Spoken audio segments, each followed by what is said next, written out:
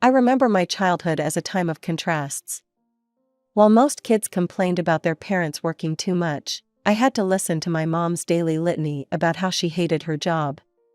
Every evening was the same. She'd come home from the accounting firm, throw her bag on the kitchen counter, and start venting. "Amanda, you won't believe what my boss said today," she'd begin, barely taking off her coat. He had the nerve to question my quarterly reports. Me, I'd been doing this job for 15 years. I was only 10 at the time, but even then, I could see how different my parents were. Dad, who managed a retail chain, would just shake his head and keep eating his dinner. He was always the practical one. "Sarah," he'd say to Mom, using his calm voice that somehow made her even more agitated, "if you hate it so much, find another job." "Another job?" she'd scoff. "I don't want another job, Mark. I want no job. I want to be home, living the life I deserve." Dad would usually chuckle at this point, which never failed to send Mom into a fresh spiral of complaints. "You think it's funny?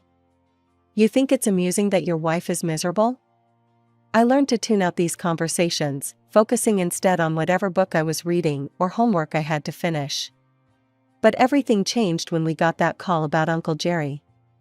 I still remember that evening clearly.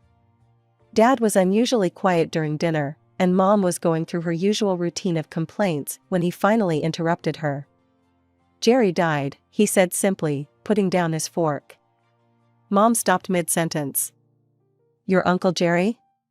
Was there, did he leave anything?" Dad sighed heavily. "He left his estate to his nephews. I'm one of them." Mom's fork clattered against her plate. "How much?"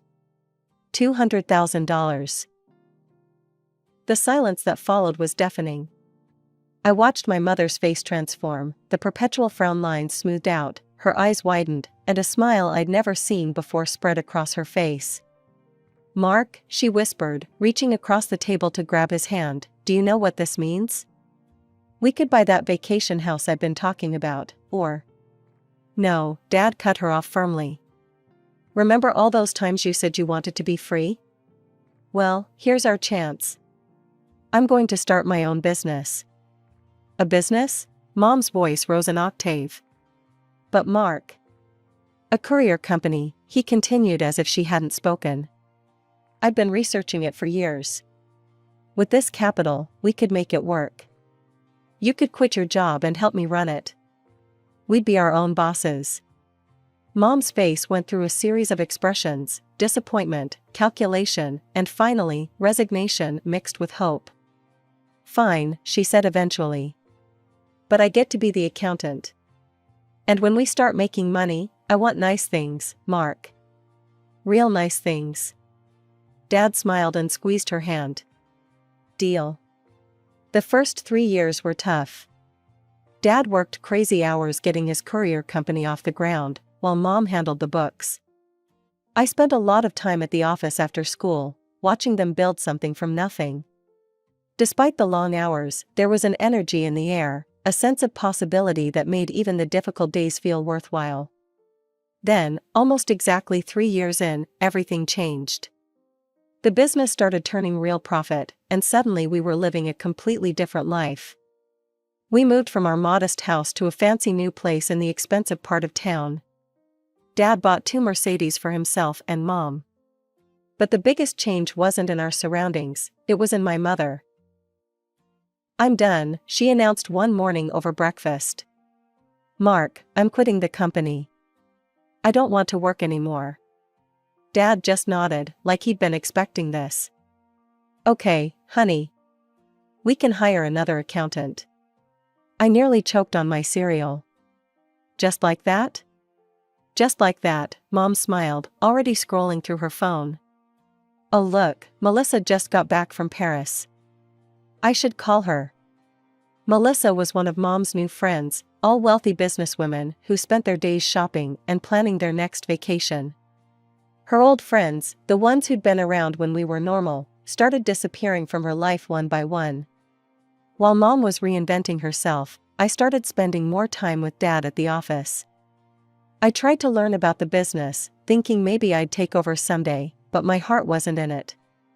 "Dad," I said one afternoon, watching him review delivery routes, "what if I told you I don't want to run the company when I grow up? I think I want to be a dentist." Instead of looking disappointed, his face lit up. "Really? Tell me more about that." So I did. I told him about the biology classes I loved, about how fascinating I found dental procedures, about my dream of having my own practice someday. He listened to everything, asking questions and showing genuine interest. Meanwhile, Mom was barely home anymore. She was always off somewhere, Aspen, Cabo, the Maldives, with her new friends. I lost count of how many times I asked to go with her. "Mom, can I come on your trip to Europe next month?" I asked one day, watching her pack another new suitcase. She didn't even look up. "Oh honey, no. These trips are my time to get away from, well, everything. When you're older, you'll realize how exhausting family life can be." I wanted to point out that she didn't actually participate in family life anymore, she was too busy recovering from it. But I just walked away. What was the point? The mother who used to help me with homework and make chocolate chip pancakes on Sundays was gone, replaced by this stranger who cared more about her designer handbags than her daughter. High school graduation came and went, and before I knew it, I was packing my bags for dental school in another state. Dad helped me move into my dorm, setting up my room with the same careful attention he gave to everything in his life. Mom didn't come to help me move in. She was in the Bahamas with her friends, celebrating someone's new yacht. Every Sunday at 7 p.m., I'd call home. Dad would appear on screen immediately, eager to hear about my classes, my friends, my life. He'd lean in close to the camera, hanging on every word about dental procedures and anatomy lessons. Mom, when she bothered to join the calls, would hover in the background, usually scrolling through her phone. It became our routine. Sometimes Mom wouldn't show up at all, and those were actually my favorite calls, just Dad and me, talking about everything and nothing. Then came the call that changed everything. "Amanda," Dad's voice was different that Sunday. "I need to tell you something." I knew from his tone that whatever was coming wasn't good. But nothing could have prepared me for what he said next. "It's cancer. And it's aggressive." The world tilted on its axis. "What? No, that's impossible. You're healthy, you." 6 months, maybe less, he cut me off gently. "I'm selling the company. Neither you nor your mother could run it, and I want everything settled before." He couldn't finish the sentence. He didn't need to. Those 6 months were a blur. I tried to split my time between school and home, watching helplessly as my father, my rock, my best friend, withered away before my eyes. He sold the company quickly, thank God, so at least he didn't have to worry about that in his final weeks. Mom fluttered around during his illness, playing the part of the devoted wife whenever anyone was watching. But I caught the calculating look she'd give his medication schedule, the way she'd check his business papers when she thought no one was looking. A month after selling the company, Dad slipped away quietly in his sleep. I was holding his hand when it happened. Mom was at a spa. The funeral was a production worthy of Broadway. Mom sobbed dramatically, clutching at the arms of her friends, barely able to stand. She looked the perfect picture of a grieving widow in her designer black dress and tastefully subtle makeup. But the moment the last guest left, it was like someone had flipped a switch. She straightened up, wiped her eyes, and walked to the mirror to fix her mascara. "Well," she said, suddenly businesslike, "that's done. Now we need to talk about the money." I stared at her, unable to process the transformation. "Mom, Dad just died." "I know, honey, and it's terrible," she said, not sounding terrible at all. "But life goes on. And just think what we could do with the money from the company sale. I've had my eye on this gorgeous villa in Spain." Then there was the reading of the will. The notary's office was cold and sterile, nothing like Dad's warm presence. Mom sat next to me in a black designer dress, different from the funeral one, of course, tapping her manicured nails against her leather handbag. Mr. Peterson, Dad's longtime lawyer and friend, cleared his throat and began reading. Being of sound mind. His voice droned on with the legal preliminaries until he got to the meat of it. The family house is to be divided equally between my wife, Sarah Thompson, and my daughter, Amanda Thompson. Mom's tapping stopped. Furthermore, I have established a trust fund for Amanda's continued education in dentistry, covering all expenses until the completion of her degree. I could feel Mom's tension building beside me. The remaining assets, including proceeds from the sale of the business, are to be divided as follows: 60% to my daughter, Amanda Thompson, and 40% to my wife, Sarah Thompson. The tapping resumed, faster now, almost violent. "This is ridiculous," Mom burst out before Mr. Peterson could continue. "There must be some mistake." "There's no mistake, Mrs. Thompson," Mr. Peterson said quietly. Mark was very clear about his wishes. Mom turned to me, her face a mask of calculated sympathy. "Amanda, honey, you have to see how unfair this is. Your education is already being paid for, and you'll make plenty of money once you're a dentist. I'm your mother, I need this money to maintain my lifestyle. Maybe try spending less?" The words came out before I could stop them. Her face transformed instantly, the sympathetic mask dropping away to reveal raw fury. "How dare you? After everything I've sacrificed for you?" "What exactly have you sacrificed, Mom? You haven't worked in years. You've been on permanent vacation while Dad built everything we have. I don't have to listen to this." She stood up, gathering her designer purse and jacket. "When you decide to stop being selfish and ungrateful, you know where to find me." The door slammed behind her with enough force to rattle the diplomas on Mr. Peterson's wall. "Your father knew this might happen," Mr. Peterson said gently. "He wanted to make sure you were taken care of." Days turned into weeks. No calls, no texts, no emails. The silence was deafening, but also strangely peaceful. I threw myself into my studies, trying to make Dad proud, trying not to think about Mom's reaction or what it said about her, about us. "She'll get over it," I told myself as I reviewed dental anatomy charts late at night. "She'll calm down eventually." But deep down, I knew something had broken in that notary's office, something that had been cracking for years. And unlike the broken bones and damaged teeth I was learning to fix in school, this wasn't something that could be mended with study or skill or science. One day I was taking a study break, mindlessly scrolling through social media, when I saw it. At first, my brain couldn't process what I was looking at: Mom, tanned and glowing, wrapped in the arms of a man who couldn't be more than 35.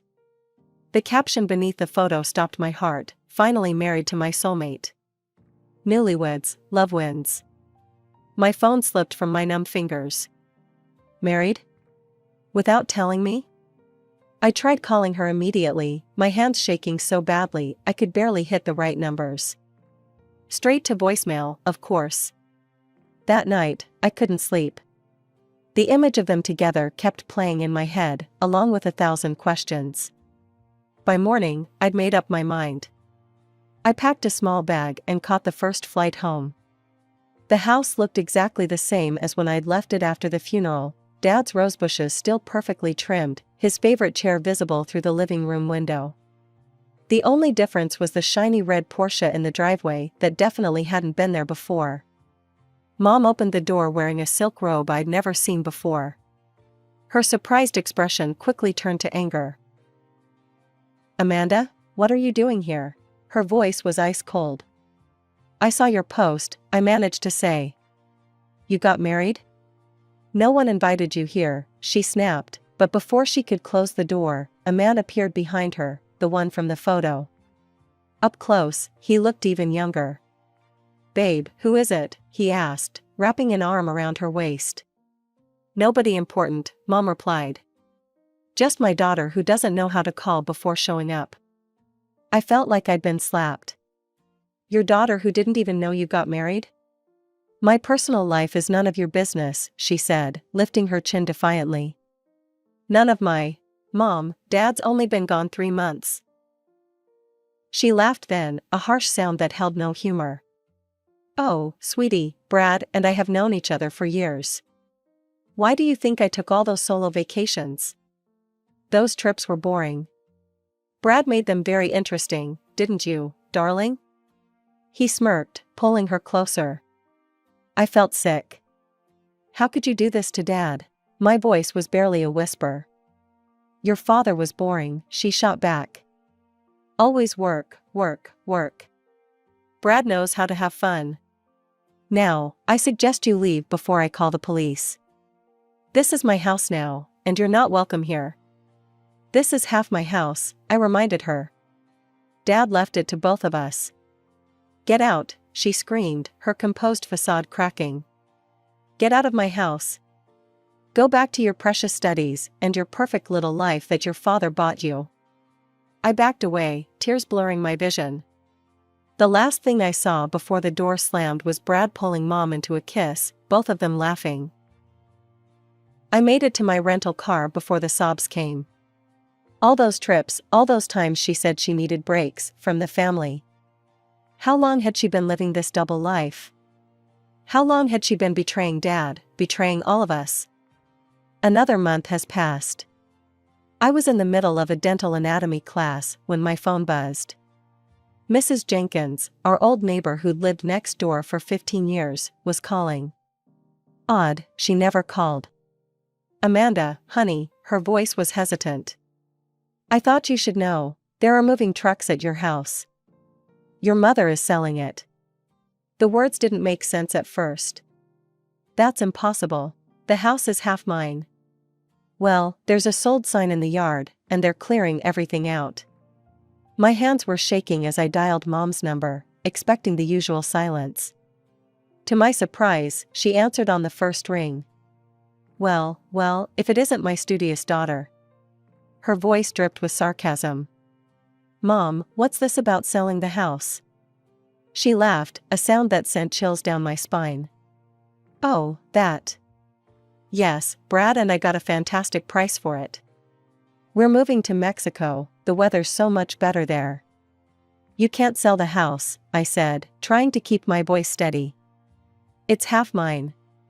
Dad left it to both of us. Funny thing about that, she said, sounding almost gleeful. It turns out it's pretty easy to forge a signature. Just a few practice runs, and voila.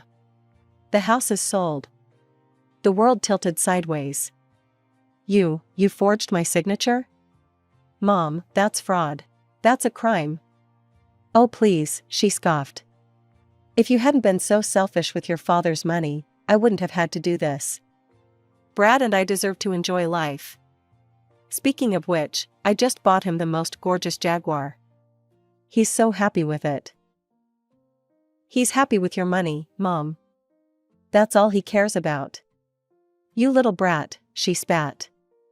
You're just jealous, because I have a gorgeous young husband who adores me, while you're all alone with your boring books and your little dental tools. What do you know about love? I know Dad loved you, I said quietly. He loved you for 30 years, and this is how you repay him? Your father? She laughed again, harsher this time. Your precious father, who left you more money than me. Who treated me like I was some kind of trophy wife. Well, now I have a real trophy, a young, handsome husband who knows how to have fun. And guess what? We don't care about your American laws in Mexico. We don't care about you, or your inheritance, or anything else. We're going to live the life I deserve. Mom, please. Face it, Amanda. You're just a sad, lonely little girl who's jealous of her mother's happiness. When was the last time you even had a date? Too busy playing with teeth to have a real life, aren't you? Before I could respond, the line went dead. I sat there in the empty classroom, my phone still pressed to my ear, listening to the silence. My mother had just admitted to committing fraud. She had stolen my inheritance, my home, everything I had left of Dad. And she was proud of it. Life has a funny way of moving forward, with or without you. In the years following Mom's disappearance to Mexico, I finished dental school, completed my residency, and started working at a respected clinic. Dad's inheritance helped me buy a beautiful apartment in a quiet neighborhood, and I was building the life I'd always dreamed of. I thought about Mom sometimes, usually late at night when I couldn't sleep. I wondered if she was happy with her choices, if her young husband was worth destroying her family for. But mostly, I tried not to think about her at all. Then one ordinary Tuesday evening, as I was unwinding after a long day at the clinic, my doorbell rang. I wasn't prepared for what I saw through the peephole. There stood my mother, but not the perfectly coiffed, designer-clad woman I remembered. This woman was haggard, wearing wrinkled clothes that had seen better days. Her once immaculate hair was graying at the roots, and her expensive makeup was nowhere to be seen. Against my better judgment, I opened the door. "Amanda," she whispered, her eyes filling with tears. "Baby, please. What are you doing here?" My voice came out harder than I expected. She pushed past me into the apartment, her eyes darting around desperately. "I need your help, Brad." She choked back a sob. "He took everything." "Everything?" I couldn't help the hint of satisfaction in my voice. "All the money, the house money, what was left of the inheritance. He spent it all on gambling and parties in Mexico. And then..." She wrapped her arms around herself. "Then he met some 20-year-old at a club. They ran off together. Took the Jaguar, took what little money was left." I stood there, watching her cry, feeling nothing but satisfaction. "I used my last dollars to fly back here," she continued. "Amanda, I know I made mistakes, but I'm your mother. Let me stay here with you, please." A laugh bubbled up from somewhere deep inside me, surprising us both. "Stay here? With me? Why are you laughing?" Her face darkened. "This isn't funny. I have nowhere else to go." "Maybe you should have thought about that before you forged my signature and stole my house," I said, my laughter dying away. "I was wrong," she wailed, falling onto my couch. "I know that now. I'm sorry. Please, Amanda, I'm your mother." "No," I said quietly. "You stopped being my mother the day Dad died. Maybe even before that. I want you to leave." She shot to her feet, tears instantly replaced by rage. "You ungrateful little bitch. After everything I've done for you." "Everything you've done to me," I corrected. "Now get out." "You can't do this to me," she screamed, mascara running down her cheeks. "I'll tell everyone what a horrible daughter you are. I'll tell them how you left your poor mother homeless. What will your fancy doctor friends think about that?" As my mother's threats echoed through my apartment, I calmly pulled out my phone. Sometimes the best weapons aren't weapons at all, they're just the truth, preserved at the right moment. "Before you continue with your threats," I said quietly, "there's something you should hear." I pressed play, and her own voice filled the room, younger, more confident, dripping with that familiar mockery from years ago. "Oh please. If you hadn't been so selfish with your father's money, I wouldn't have had to do this. It turns out it's pretty easy to forge a signature. Just a few practice runs, and voila. The house is sold." The color drained from my mother's face as she listened to her past self confess to fraud. Her legs gave out, and she sank back onto my couch. You recorded that call?"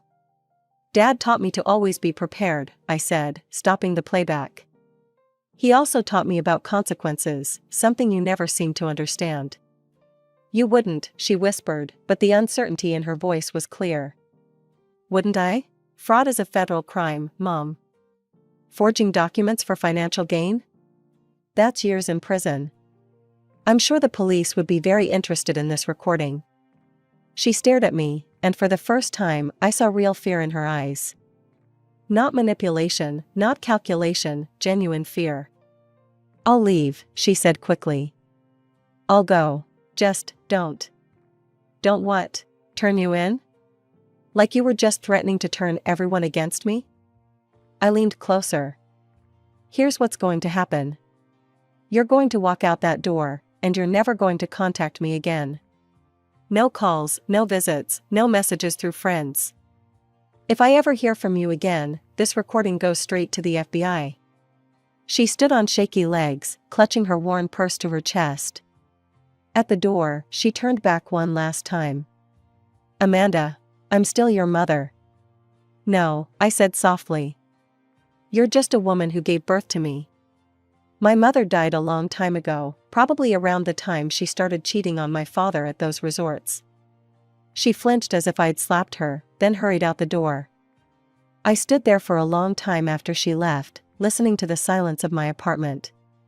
Then I walked to my bedroom and pulled out an old photo album, one of the few things I'd managed to save before she sold the house. There was a picture of us from when I was little, Mom, Dad, and me at the beach, all smiling, all happy. I touched Dad's face gently. "I miss you," I whispered. Then I closed the album and put it away. I don't know what happened to my mother after that day. I don't know if she found somewhere to live, if she ever rebuilt her life, if she ever truly regretted what she'd done. Sometimes people ask about her, and I simply say we're not in touch. The truth is, I don't want to know. The woman in that photo album, the mother who once loved me, is gone. The stranger who showed up at my door that day? She's not my problem anymore.